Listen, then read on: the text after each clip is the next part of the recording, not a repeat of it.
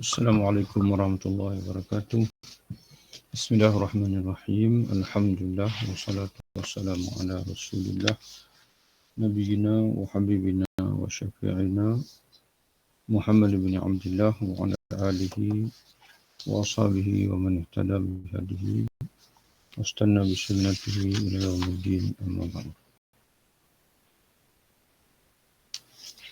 Qala al-musannif al-'alamah asy-syaikh Sahawa rahimahullah fima naqala an Ihya Ulumuddin lil-Ghazali rahimahullah wa nafa'allahu bi ulumihi ma fi darain amin. Adapun ketika rukuk dan sujud, muka surat 51. Adapun ketika rukuk dan sujud, maka hendaknya engkau memperbaharui ingatan akan kesombongan Allah Subhanahu wa taala, iaitu kebesaran Allah. Di mana Nabi SAW menyebutkan hadis kursi Allah berfirman, Al-kibriya'u ridai. Dan kesombongan itu, Al-kibriya' adalah selendangku. Jadi perasaan merasakan diri hebat, besar, hanya layak bagi Allah Subhanahu wa taala. Adapun hamba ini, Allah menghendaki untuk senantiasa kita berasa tawaduk. Kita dengan sifat tawaduk. Dalam hadis Nabi SAW menyebutkan tidak akan masuk syurga dan yadkhul jannah man kana fi qalbihi mithqalu dzarratin minal kibr. Tidak akan masuk syurga orang yang dalam hatinya ada perasaan sombong walaupun seberat timbangan zarrah, iaitu semut yang paling kecil ataupun debu yang paling halus. Jadi sebab itu ketika kita rukuk dan sujud, hendaknya engkau memperbaharui ingatan akan kesombongan Allah, yakni kebesaran Allah Subhanahu wa taala. Dan engkau angkat kedua tanganmu, mana kerana bila kita nak rukuk itu sunat kita mengangkat kedua tangan seraya memohon perlindungan. Seraya ini sambil memohon perlindungan melalui ampunan Allah dari siksaan. Jadi mohon perlindungan daripada siksaan Allah dengan kita memohon keampunan daripadanya. Dengan memperbarui niat.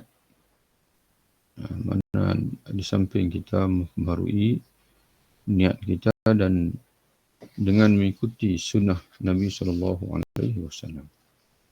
Jadi seolah-olah Imam Al-Ghazali rahimahullah memperingatkan kita bahawasanya perlunya setiap perbuatan kita itu disusuli dengan keikhlasan. Tidak cukup dengan keikhlasan yang kita hadirkan dalam hati di awal salat, bahkan setiap perbuatan salat itu perlu diperbarui niat. Niat ni ada dua jenis. Yang pertama niat perbuatan, yang kedua niat keikhlasan. Jadi disebut niyatul amal, dan yang keduanya niyatul ma'mul lahu. Kita niat beramal, amalan apa yang kita nak lakukan. Yang kedua, niat untuk siapa kita melakukan amalan tersebut. Jadi niat yang kedua itu disebut dengan al-ikhlas. Dan lakukan rukuk dan sujud atau berrukuklah di sini dengan mengikuti sunnah Nabi SAW. Kita mengangkat tangan sentang dengan bau ataupun sentang dengan telinga. Mana-mana satu boleh, sabit dengan hadis Nabi. Imam Ahmad milih sentang hadis sentang dengan bau, Imam Syafi'i milih hadis sentang dengan telinga. Tapi tidak sampai memegang telinga. Kemudian kita tunduk dengan meratakan belakang. Tangan kita memegang lutut. Itu di antara cara rokoklah mengikut sunnah Nabi SAW. Kemudian engkau mulai merendahkan setelah mengangkat tangan. Engkau mulai merendahkan dan menundukkan diri dengan melakukan rokok. Berusaha keras, mana berusaha bersungguh-sungguh dalam memperhalus hati. Dalam memperhalus hati dan memperbaharui kekhusyukan. Yang merasakan kehinaanmu. Merasakan kehinaanmu dan kemuliaan Rabbmu, Tuhanmu. Meminta bantuan kepada lisanmu untuk mengukuhkan hal itu ke dalam hati. Mana mengukuhkan kehalusan hati, khusyuk, kehinaan diri dan kemuliaan, ketinggian Allah Subhanahu Wa Taala itu mana kita lakukan dengan berbantukan ucapan atau bacaan oleh lidah kita.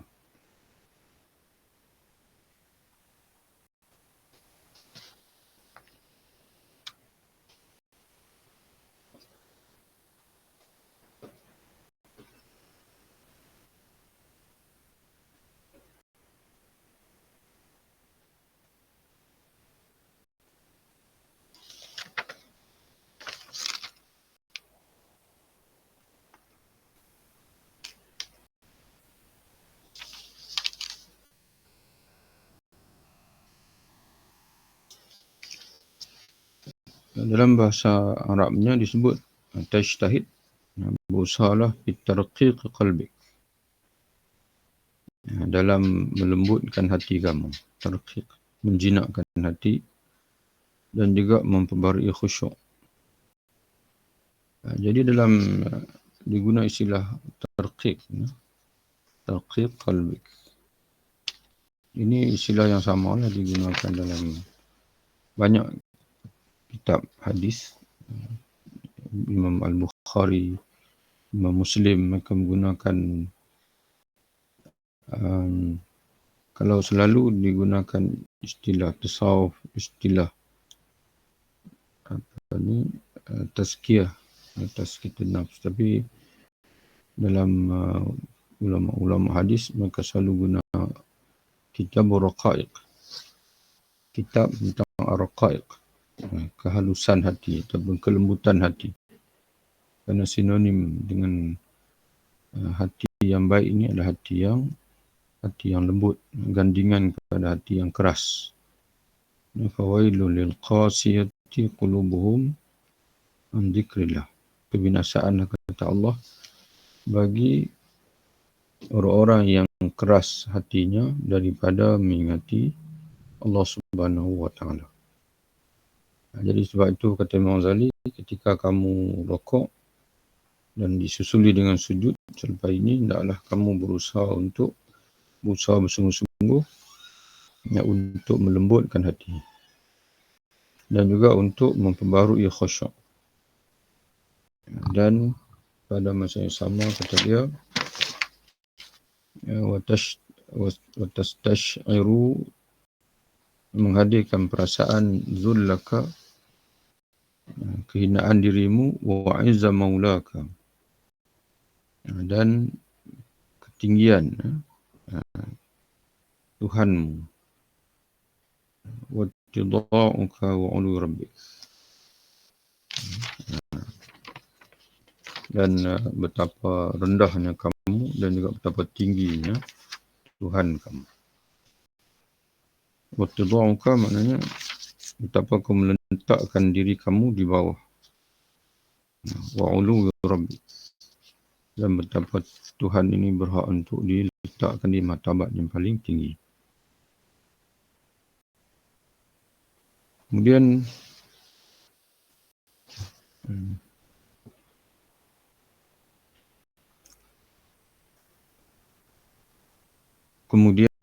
engkau muji Allah dan mengakui keagungannya, iaitu dengan menyebutkan subhana rabbiyal azim wa bihamdi. Subhana rabbiyal azim wa bihamdih. Maha suci Tuhanku yang maha agung beserta maha suci Tuhanku yang maha agung beserta pujian kepadanya. Kemudian dia sebut lagi bahawa dia lebih agung dari setiap keagungan. Dan engkau ulangi hal itu di dalam hatimu untuk menegaskannya berkali-kali. Mana di samping kita baca Subhanallahil azim wa bihamdi itu, maka hati kita turut menghadirkan.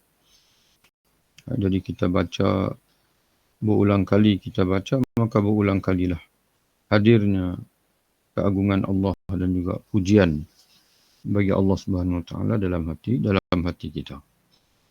Kemudian engkau bangkit dari rokok seraya yakni sambil mengharap agar dia melimpahkan rahmat kepadamu. Dan engkau tegaskan harapan itu, yakni harapan akan limpah rahmat itu pada dirimu dengan ucapan Sami Allahu liman hamidah. Yakni semoga dia mengijabahi, yakni memperkenankan orang yang mensyukurinya. Sami'a dari segi terjemahan mendengar. Sami Allah mendengar liman hamidahu, bagi orang yang memujinya. Tapi maksud dia bukan harfiah mendengar itu. Maksud Allah mendengar itu Allah memperkenankan. Allah memperkenankan. Sebab itu bila ungkapan Allah tidak mendengar doa seorang yang sekian-sekian, mana tidak memperkenankan. Jadi semoga Allah mengijabahi, mana mengkabulkan, memperkenankan doa orang yang mensyukurinya. Kemudian engkau susuli rasa syukur yang akan memberikan tambahan itu dengan ucapan Rabbana lakal hamdu. Rabbana, wahai Tuhan kami, lakal hamdu, bagimulah atau milikmulah segala pujian.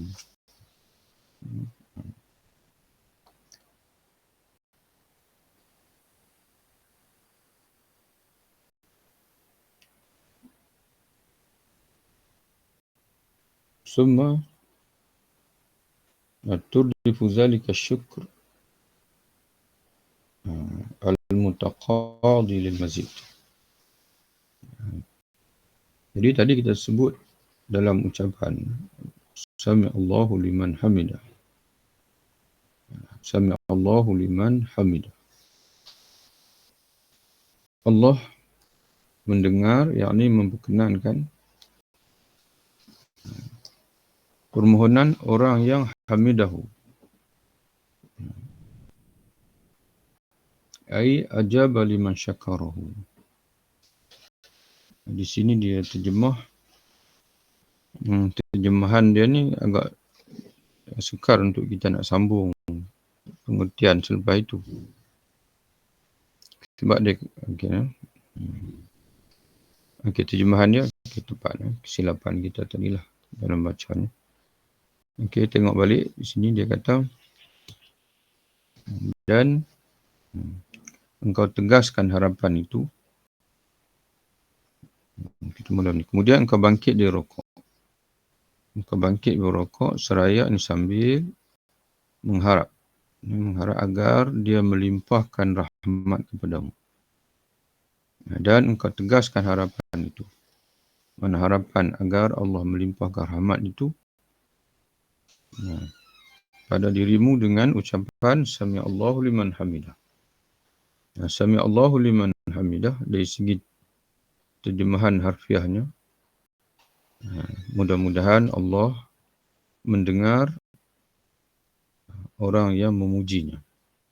Tapi kata Imam Ghazali, maksud hamidah ini bukan orang memuji.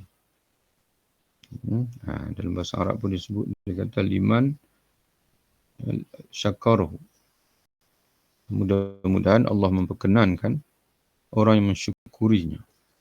Jadi kalimah hamidahu, mana ucapan tahmid itu ialah bermaksud orang yang mensyukurinya.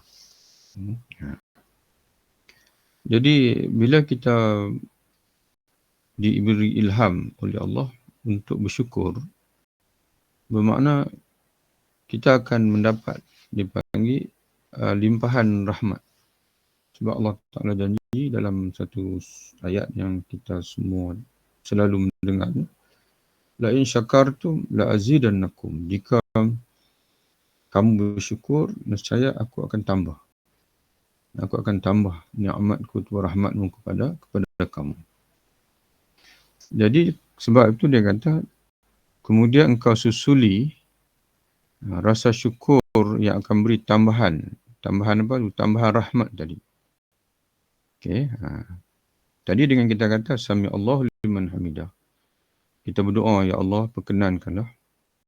Perkenankanlah, sebab tu dia panggil statement, tapi hakikat sebenarnya adalah insya'i. Khabari, usul khabari. Soalan macam statement lah. Allah mendengar orang yang memujinya. Tapi sebenarnya ialah mudah-mudahan. Ataupun ya Allah perkenankanlah doa orang yang memujinya, yakni yang mensyukurimu. Yang mensyukurinya. Okey.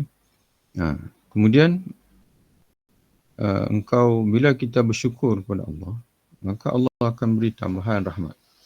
Kemudian kita tegaskan lagi, dia panggil syukur itu, agar kita dapat lebih lagi tambahan nikmat atau rahmat, dengan kita mengucap pula selepas itu, Rabbana lakal hamdu.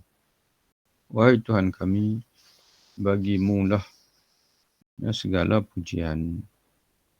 Okey, maknanya wahai Tuhan kami, bagimulah segala syukur.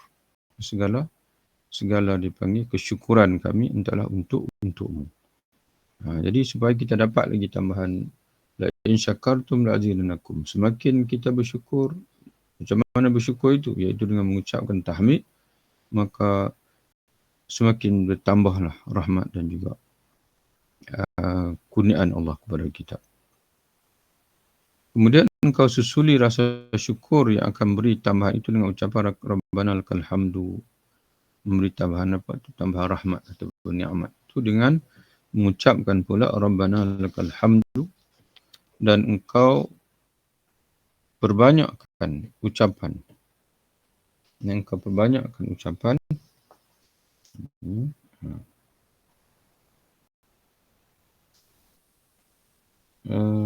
Wallahu alam. Dia kata perbanyakkan ucapan, tapi asalnya engkau perbanyakkan lagi, dia panggil tambahan rahmat itu dengan menambah pula dengan ucapan mil as-samawati wal ardi, wa mil amma syi'ta min syai'in ba'du. Jadi di sini ada 3 lah kalau kita perhati, dan 3 step ucapan yang menyusuli selepas kita rokok untuk kita i'tidal. Yang pertama, kita baca sami Allahu liman hamidah. Itu maknanya kita bersyukur satu. Dengan bersyukur kita dapat tambahan nikmat atau rahmat. Kemudian kita susuli dengan Rabbana lakal hamdu, maka dapat lagi, maka kita tambah lagi syukur kita dan bertambah lagi nikmat atau rahmat Allah. Kemudian kita tambah lagi mil as-samawati wal ardi wa mil ma syi'ta min syai'in ba'du. Sami Allahu liman hamidah. Ya Allah, mudah-mudahan Allah memperkenankan, dipanggil dengan melimpahkan rahmat kepada orang yang memujinya, termasuk kita. Kemudian kita sambung Rabbana lakal hamdu, wahai Tuhan kami, untuk mula segala pujian, yakni segala syukur kami hanya layak bagimu. Kemudian mil as-samawati wal ardi, dengan pujian yang memenuhi segala langit dan juga bumi, dan juga memenuhi segala yang engkau kehendaki selepas itu. Jadi maknanya kita puji demi puji, lalu kita bersyukur demi bersyukur, lalu kita mendapat rahmat demi rahmat. Tapi ramai orang yang tak nak baca lah panjang. Tapi sebab tu kalau kita sembahyang menjadi makmum, kita memang tak ada kesempatan lah sebab kita terikat dengan imam yang tidak, kebanyakan imamnya dia tidak berdiri lama ketika i'tidal. Tapi ketika kita sembahyang seorang-seorang, sembahyang tahajud, sembahyang sunat dan sebagainya, maka elok kita baca penuh. Bila kita bangun daripada rokok dengan sami Allah liman hamidah, ketika i'tidal itu kita baca Rabbana lakal hamdu mil as-samawati wal ardi wa mil ma syi'ta min syai'in ba'du. Bahkan ada lagi sambungan kalau kita nak perhatikan sebenarnya ada lagi sambungan lagi. Mana ada lagi bacaan yang lebih panjang. Sebenarnya boleh dirujuklah dalam contohnya Rabbana lakal hamdu mil as-samawati wal ardi wa mil ma syi'ta min syai'in ba'du. Itu ada hadis sekadar itu. Kemudian ada hadis yang sambungan lagi. Ahlas sana'i wal majdi ahaqqu ma qala 'abdu wa kulluna laka 'abdun. Allahumma la mani'a lima a'taita wa la mu'ti lima mana'ta wa la yanfa'u zal jaddi minkal jaddu. Itu makna ada lagi bacaan yang lebih panjang, yang mana yang sesuai lah kalau tuan dan perempuan sembahyang duha ke sembahyang tahajud, mana kita tak terikat dengan imam, elok kita memanjangkan bacaan pada ketika kita rokok dan juga sujud.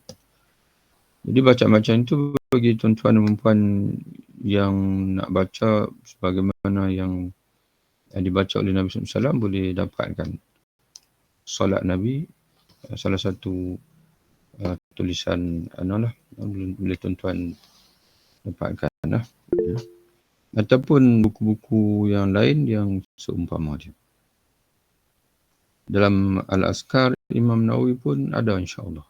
Boleh rujuk. Kalau tuan-tuan dan puan ada kitab Al-Azkar, tengok bacaan-bacaan zikir-zikir dalam salat, ada semua bacaan-bacaan tu, insya-Allah.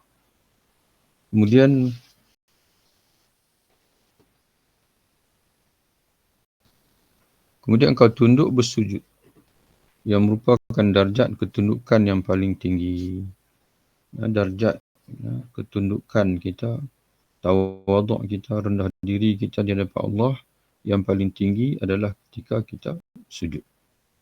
Sebab itu Nabi SAW sendiri pun menyebutkan satu hadis, aqrabu ma yakun al-'abdu min Allah wa sajid. Saat paling hampir seseorang itu kepada Allah Subhanahu wa taala ialah pada ketika dia sujud. Kemudian kau tunduk bersujud yang merupakan darjat ketundukan yang paling tinggi. Lalu anggota badanmu yang paling berharga, yang mana yang paling bernilai bagi kita ni adalah wajah kita. Lalu anggota badanmu yang paling berharga, iaitu wajah kamu, engkau tempelkan kepada sesuatu yang paling rendah, iaitu tanah. Dan kita hanya melakukan ini untuk zat yang satu, itu Allah Ta'ala. Dan kita tidak akan beri ini. Ketundukan yang paling hujung dalam hidup kita ini, kita tak akan berikan kepada mana-mana makhluk, kerana dia khusus untuk Tuhan kita saja, Allah Ta'ala saja. Jika memungkinkan, sujudlah langsung ke tanah tanpa alas. Dan hal ini lebih bisa khusyuk dan bukti yang paling baik atas kerendahan diri. Ada di samping Rasulullah SAW sendiri di Masjid Nabawi pada ketika zaman baginda tidak ada kapet, tidak ada lapik dan sebagainya, maka sujud di atas pasir saja.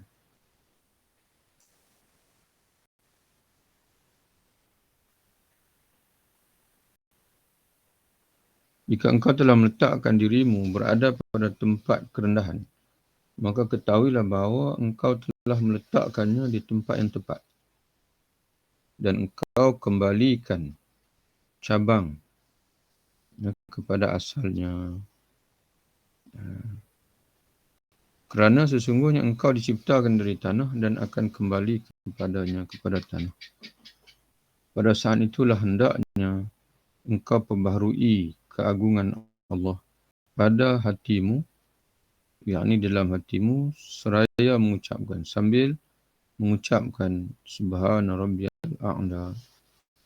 Ya, Subhana Rabbiyal A'la. Maha suci Tuhanku yang maha tinggi. Dan tegaskanlah berulang-ulang bersama ucapan kita lah. Maka hadirkanlah keagungan Allah dalam hati setiap kali kita mengucapkan Subhana Rabbiyal A'la. Dan tegaskanlah berulang-ulang kerana ucapan sekali sangat lemah pengaruhnya.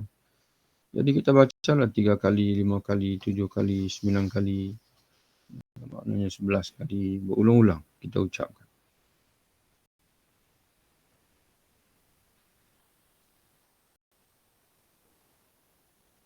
Jika hatimu terasa sensitif dan hal itu telah nampak, maka bersungguh-sungguhlah mengharap rahmat Allah kerana rahmatnya sangat cepat datang kepada keadaan lemah dan merendah diri. Mana kepada orang yang merasakan dirinya lemah dan merendah diri, bukan kepada kesombongan dan kecongkakan. Jadi makna seolah-olah Imam Ghazali dia sebut dekat kita akan berulang-ulang lah berzikir Subhana Rabbiyal A'la sampai hati kamu ni di sini diterjemah dengan sensitif. Yang berulang-ulang sampai hati kita ini berasa, dia panggil dalam bahasa Arabnya,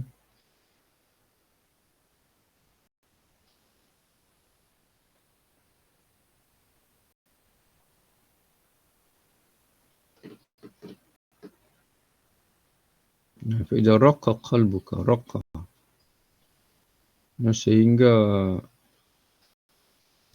hati kamu benar-benar dipanggil benar-benar raqa, diterjemah sensitif. Mana sehingga kan hati ni benar-benar terbuka kepada Allah, benar-benar lembut, sehingga dapat diterjah oleh oleh nur Allah.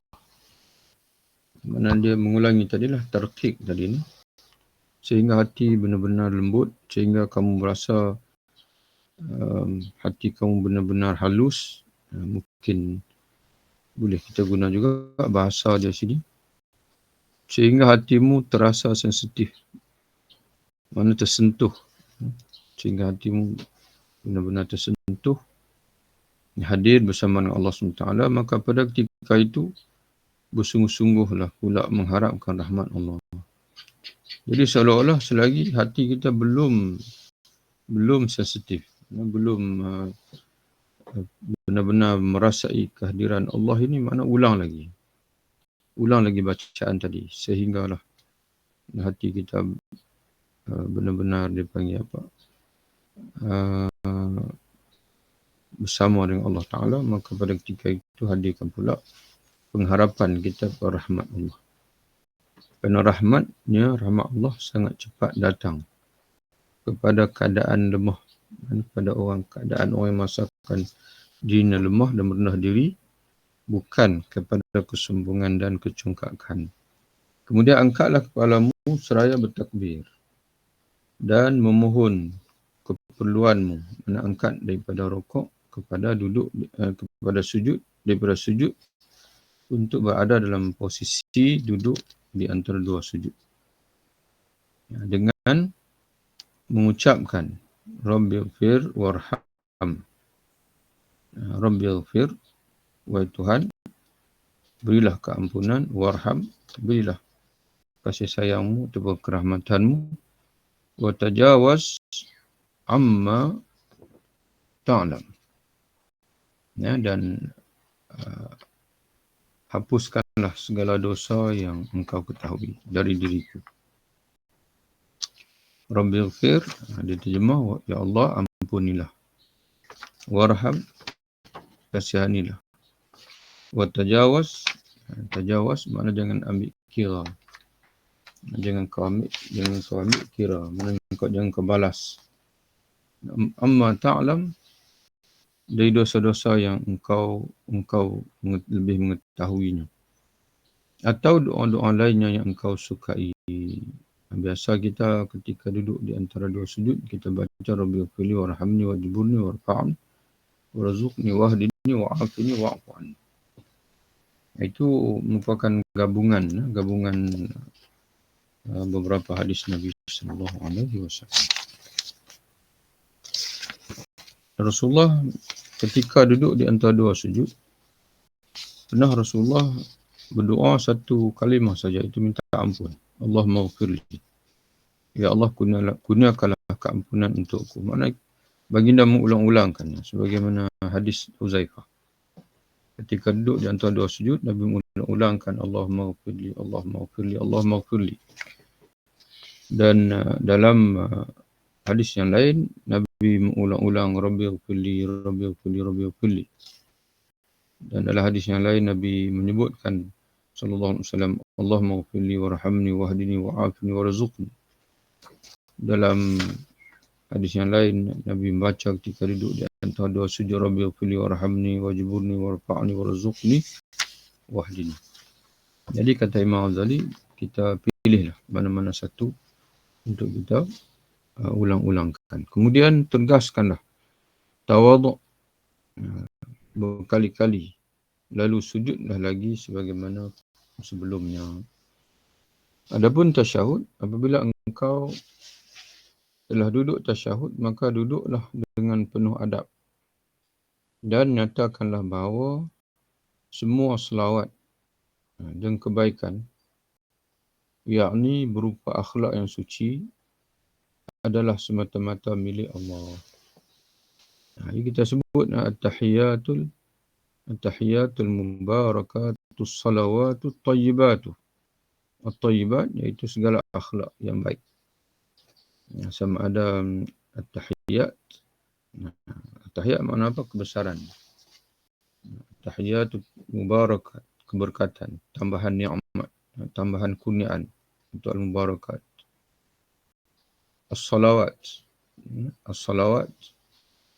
iaitu keampunan, rahmat atau salawat. Tayyibat, kebaikan. Di sini disebut itu akhlak-akhlak yang baik. Semua adalah milik Allah. Hanya Allah Ta'ala yang boleh memberinya kepada kita. Demikian pula kerajaan adalah milik Allah. Kerajaan itu at-tahiyat. Itulah makna at-tahiyat. Itu makna kerajaan, at-tahiyat, kebesaran atau kerajaan. Dan hadirkanlah Nabi SAW dan peribadinya yang mulia dalam hatimu, seraya mengucapkan Salamun alaika ayyuhan nabiyyu wa rahmatullahi wa barakatuh. Sejahtera ke atas kamu, wahai Nabi. Wa rahmatullahi wa barakatuh. Serta rahmat Allah dan keberkatannya. Dan berharaplah bersungguh-sungguh bahawa doa itu pasti sampai kepadanya. Makna salam kita lah. Sampai kepada baginda Nabi. Dan bahawa dia membalasmu dengan balasan yang lebih baik, itu syafaatnya. Jadi Nabi SAW menyebutkan orang yang paling hampir denganku adalah orang yang paling banyak bersalawat kepada aku. Dan orang yang bersalawat, sentiasa bersalawat kepada Nabi akan dibalas oleh Nabi dengan syafaat dia untuk kita. Dan berharaplah bersungguh-sungguh bahawa doa itu pasti sampai kepadanya, yang doa selamat sejahtera ataupun salam kita kepada dia itu, selawat kita kepada baginda. Dan bahawa dia membalasmu dengan balasan yang lebih baik, iaitu syafaat. Kemudian ucapkanlah salam pada dirimu, iaitu assalamu alayna, dan semua hamba Allah salih, iaitu assalamu alayna wa ala ibadillah salihin. Kemudian berharaplah bahawa Allah akan membalas ucapan salammu dengan penuh sebanyak jumlah hambanya yang salih. Sebab kita ucapkan Assalamualaikum, mula kita ucapkan salam sejahtera kepada Nabi kita. Muhammad SAW. Kemudian kita ucapkan salam ke atas diri kita sendiri. Kemudian kita ucapkan salam kepada sekalian. Ucapan di sini mana doa. Kita doakan. Kita doakan salam untuk Nabi dulu. Salam. Kemudian doakan salam kesejahteraan untuk kita. Kemudian diikuti pada hamba-hamba Allah yang salih. Dan kata dia, berdoalah supaya salam daripada hamba-hamba Allah yang salih itu akan kembali kepada kamu. Sebab semua orang yang mengerjakan salat, dia akan mendoakan salam untuk 3 tadi. Untuk Nabi, untuk diri dia dan juga untuk orang soleh. Jadi mudah-mudahan doa dia untuk orang soleh itu akan melibatkan kita jugalah.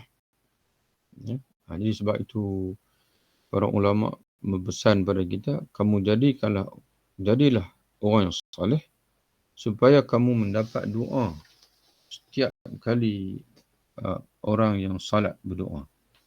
Kerana setiap kali orang salat berdoa, dia akan berdoa keselamatan untuk Nabi, untuk diri dia dan juga untuk as-salihin.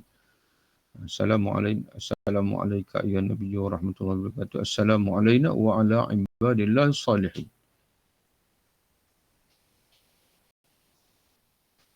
Kemudian berharaplah bahawa Allah akan membalas ucapan salamu dengan penuh sebanyak jumlah hamba-Nya yang salih. Kemudian berilah kesaksian. Dan ini juga boleh memberi makna.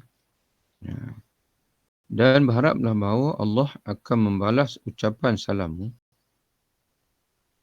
Ucapan salamu kepada sekalian hamba salih dengan penuh sebanyak jumlah hamba yang salih.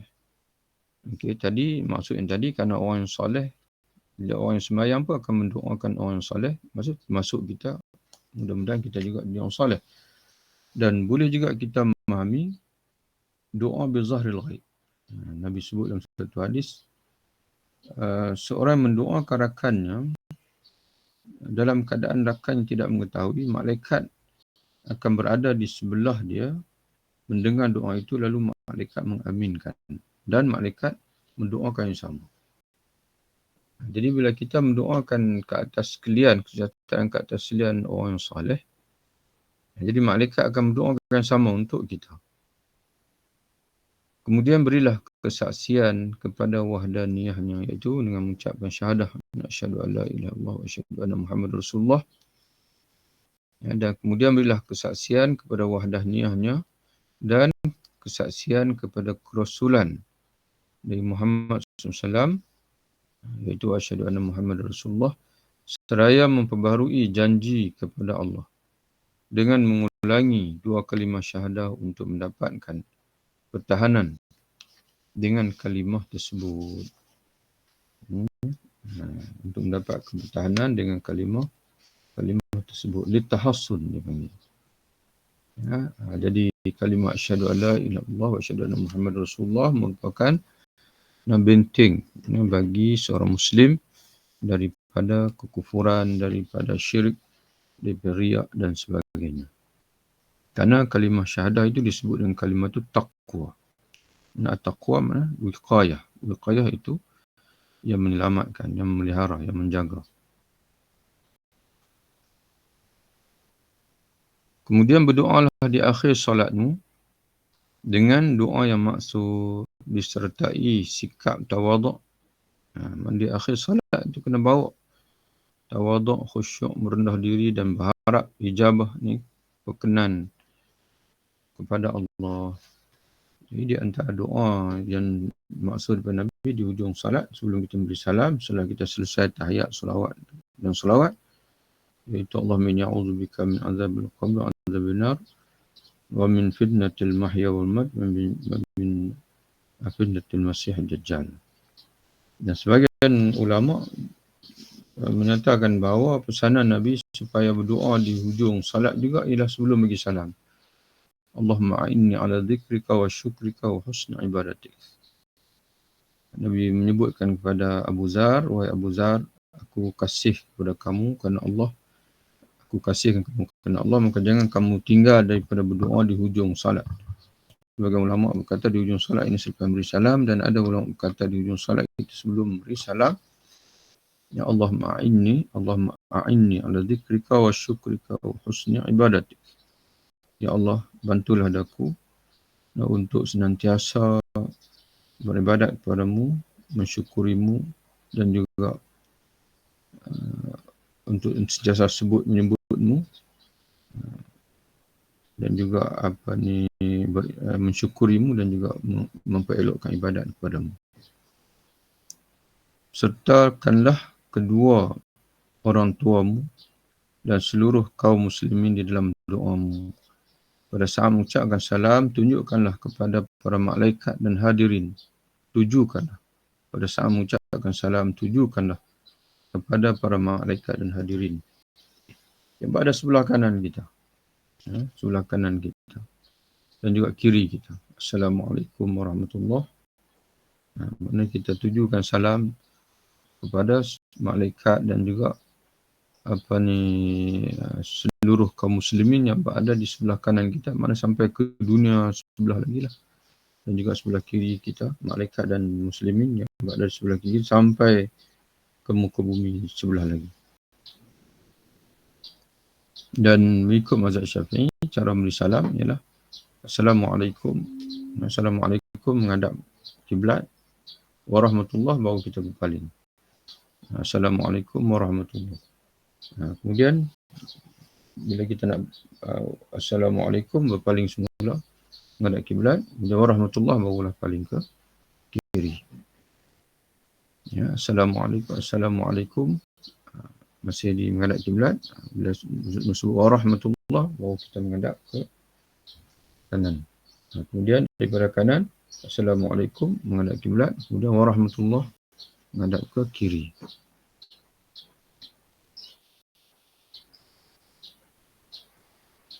Sertakanlah pada saat mengucapkan salam,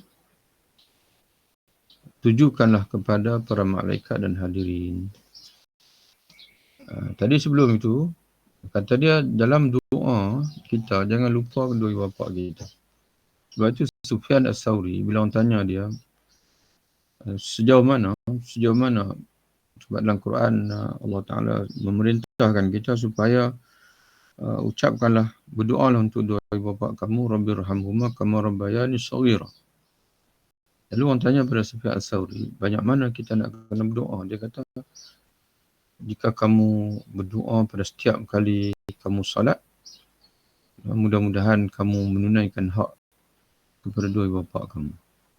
Mana setiap kali salat, sama ada selepas salat ataupun pada ketika inilah sebelum memberi salam ini, Imam Ghazali sendiri pun kata, jangan lupa berdoa kepada dua ibu bapa.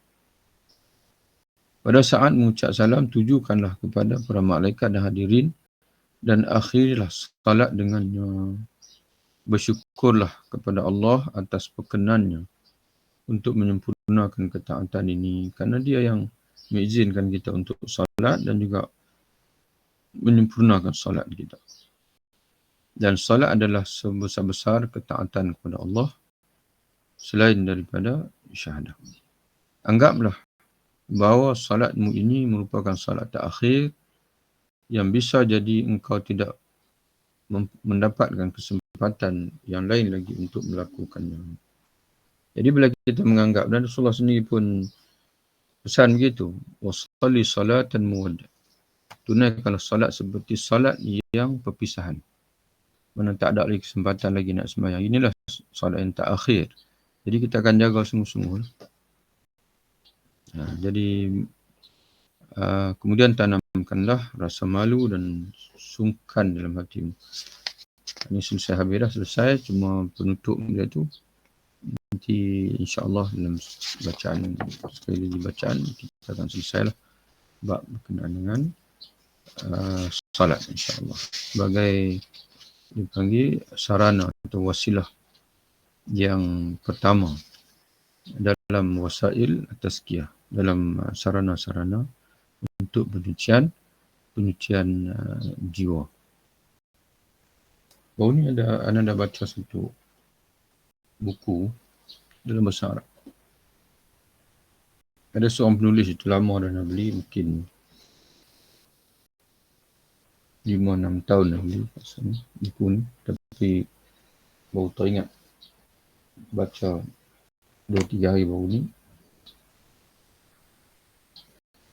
Dia cerita tentang apa ni,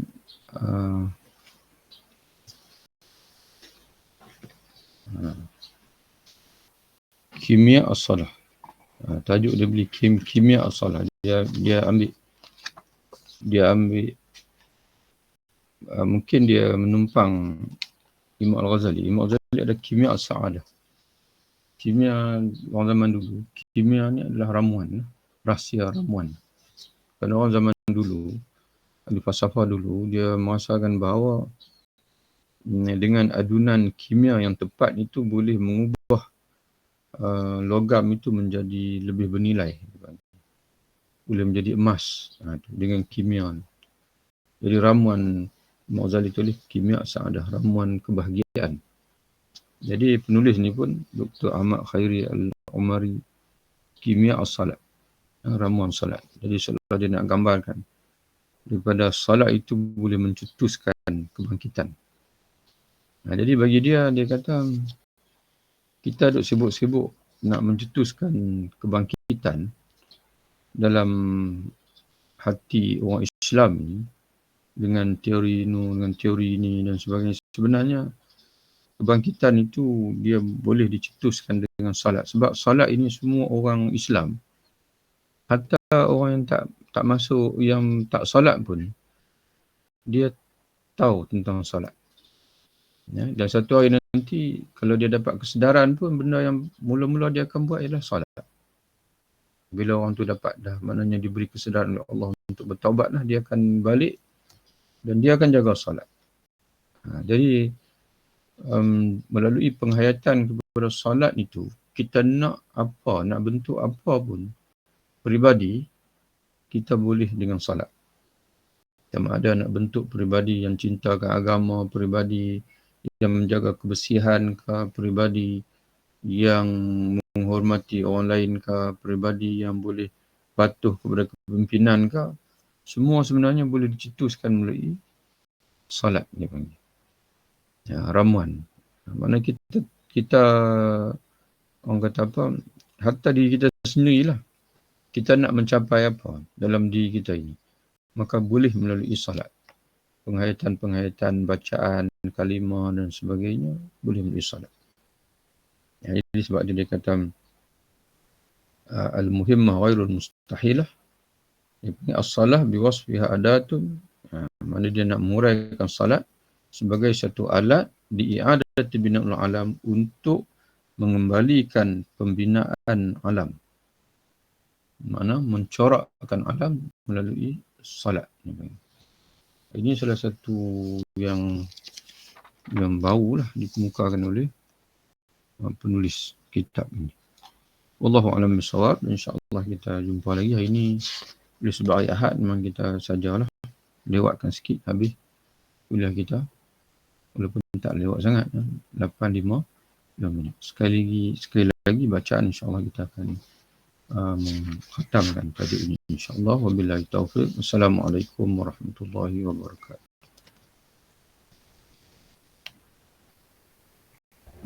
Terima kasih Ustaz. Ya, jumpa lagi insyaAllah.